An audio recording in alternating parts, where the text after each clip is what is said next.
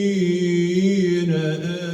آمنوا بالله ورسله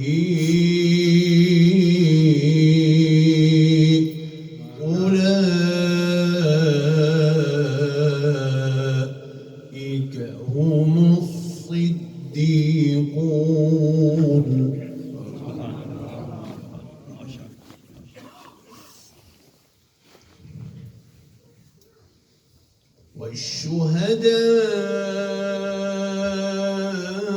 والشهداء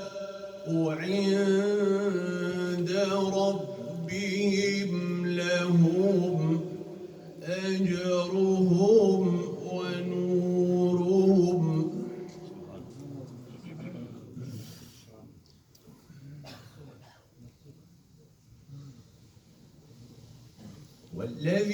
والذين كفروا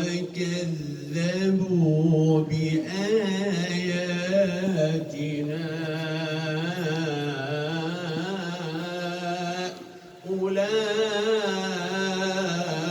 أولئك